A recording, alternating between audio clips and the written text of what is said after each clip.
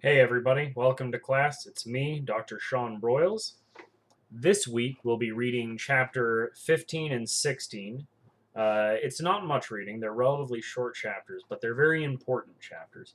We're going to be talking about early modern Europe, especially France, Spain, a little bit of the Holy Roman Empire in England, and we're going to be talking about the birth of modern states. And one theme that I really want you to keep in mind as we look over this period is upheaval.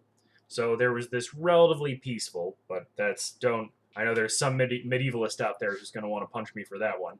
There is a relatively peaceful order that defines the medieval order, and as we shift out of the Renaissance and start getting into what is known as the early modern period, so roughly 1500 to the long 19th century, the word of the day is upheaval.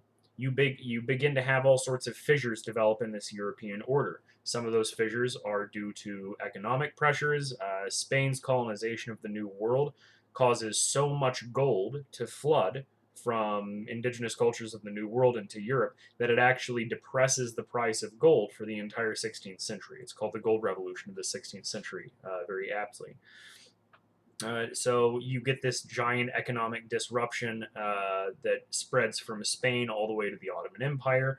You also have, most notably, the Protestant Reformation at the beginning of the 16th century, which causes various populations across Europe to start converting to these new various forms of Protestantism, not just Lutheranism, but Calvinism, which will eventually become the Huguenots, the Huguenots in France. And what's going to be so disruptive about this is that you had this relatively religiously homogenous order that's all of a sudden being disrupted by these large amounts of conversions. And so, what's going to happen is a process. It's a word you're going to hear over and over again, and it'll be here in the discussion below, is the process of confessionalization.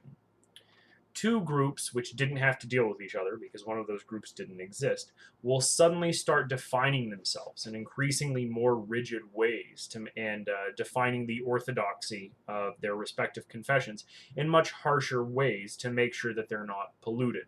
So this is when we'll start talking a lot about churches and denominations and sects. And so one of the things that happens, one of the tools that a state can use to confessionalize is social discipline. So, for instance, in Calvin's Geneva, you're going to have all sorts of laws about dancing and drinking and sort of public displays whenever you get to the Puritans in England. The ones who eventually get to America, as you may well know if you've taken mine or somebody else's U.S. History course, you'll know that they also had very strict social discipline to make sure that their community was in line. This social discipline is something they took very much from this time of confessionalization. Likewise, Catholic states like France and Spain are going to do their own sort of forms of confessionalization and counter Reformation. This is going to exhibit itself in things like eventually booting the Huguenots out of France. In Spain, it's going to take the form of the Inquisition. But what's going to happen is sort of every level of society, from the poorest to the richest, are going to start defining themselves in more rigid terms because of the difference that now exists within their own states.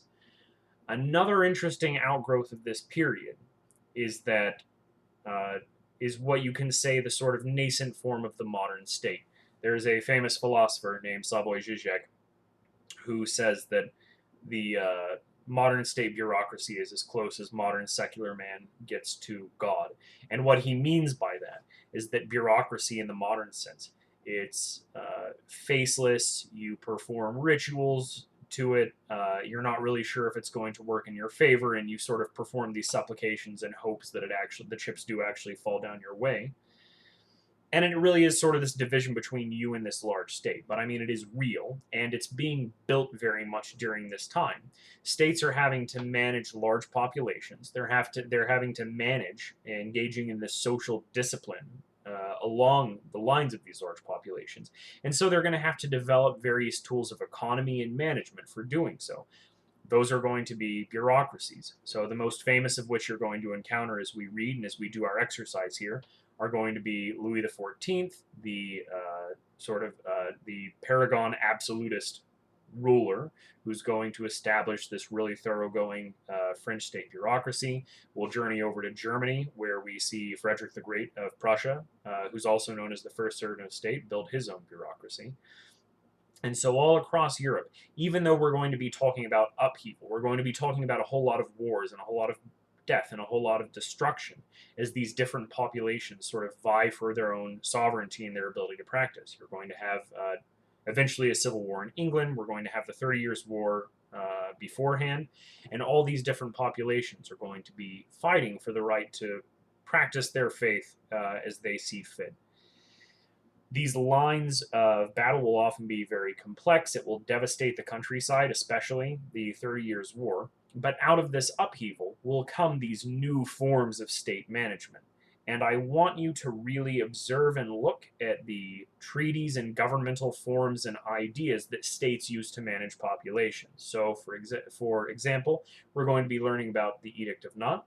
I want you to know what the Edict of Nantes is, why it exists, and what it has to do with confessionalization, and why it's eventually revoked, and what that has to do with this idea that I keep talking about of confessionalization. So anyway, as we go on, I want you to keep that in mind. What do states do, or what tools do states have to develop in order to manage the new social discipline required for dealing with these differences that have popped up in early modern Europe?